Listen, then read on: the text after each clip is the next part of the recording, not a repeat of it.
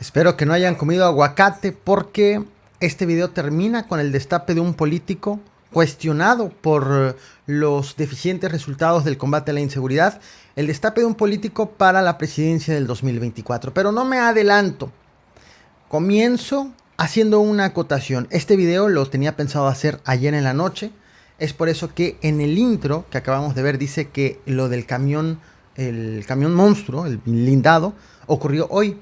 Debo de hacer esa corrección, esto ocurrió ayer 4 de septiembre, el aseguramiento de este vehículo, solo que se empalmó con el tema de la votación por el INE, que se llevó hasta muy tarde, y es por eso que decidí traerlo del INE y hasta hoy traerlo de este camión. ¿Qué ocurrió?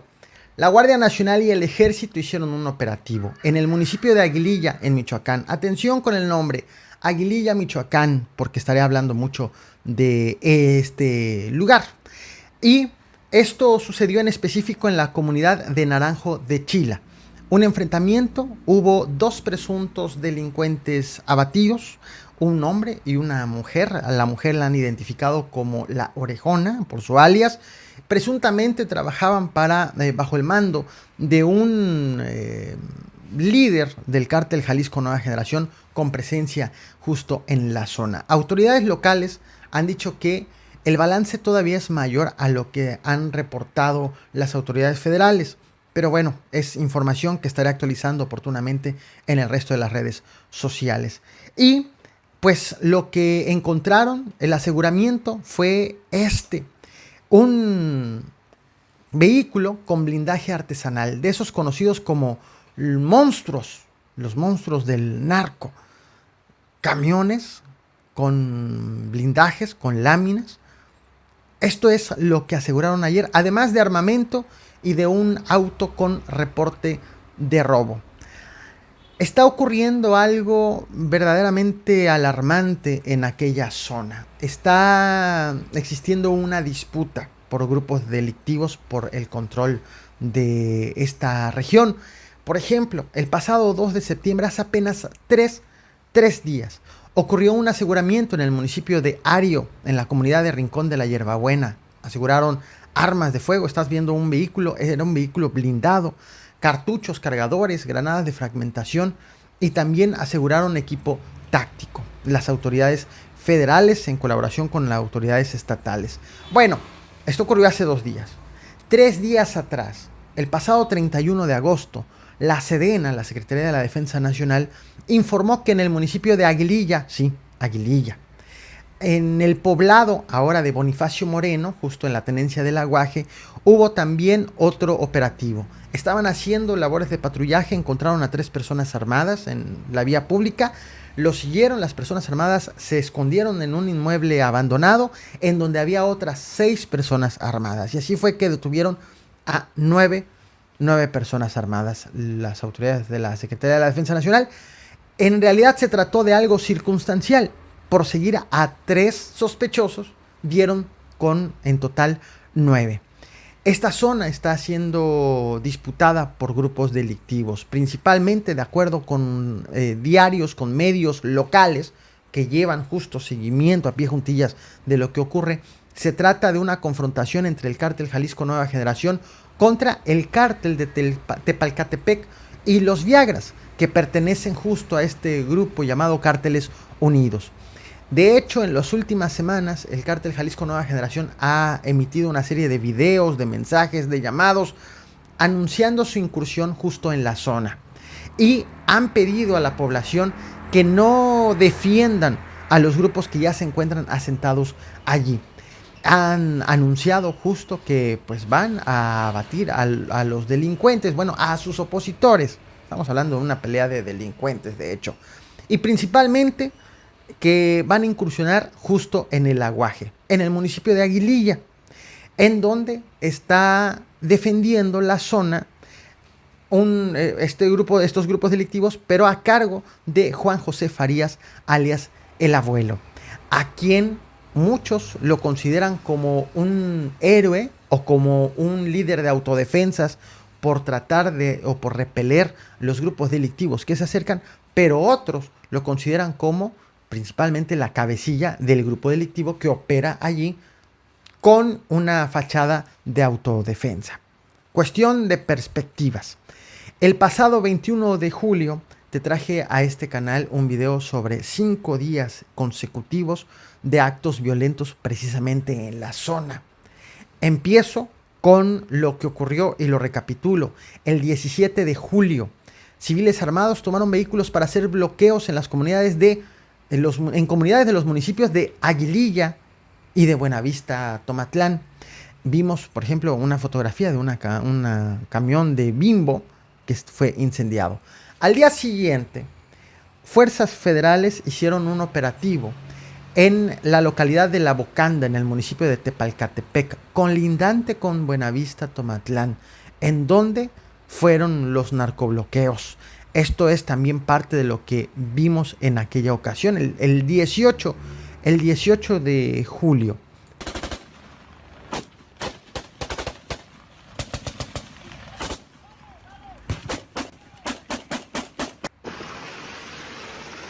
Y aquí vemos el rescate justo de uno de los elementos que participó, un elemento herido, lo trasladaron por avión.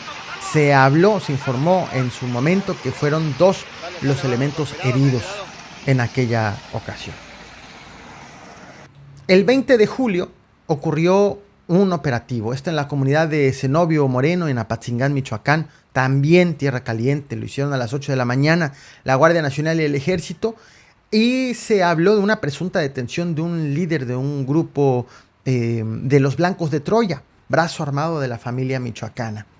En respuesta justo a estas acciones fueron registrados narcobloqueos. Hombres armados tomaron nuevamente vehículos de carga por la fuerza, bloquearon al menos 4 puntos de la carretera Apatzingán, Buenavista, Aguililla, y cerraron zonas a la altura de Zenobio Moreno en Apatzingán.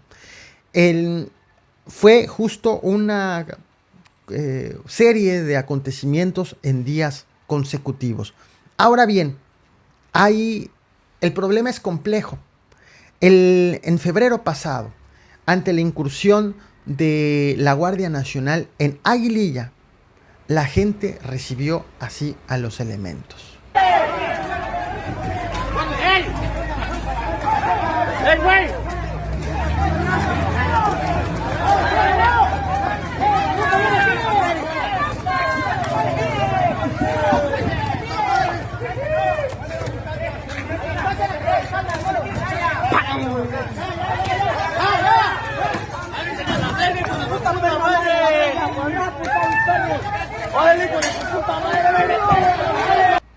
A huevazos los echaron los mismos habitantes, pero hay más.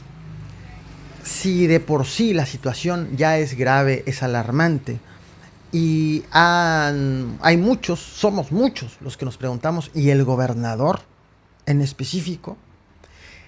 Ocurre que en esta semana, que ya está por concluir, el gobernador Silvano Aureoles, el gobernador de Michoacán, ofreció una entrevista a medios nacionales y reveló que se destapa para la presidencia de la República, para el 2024.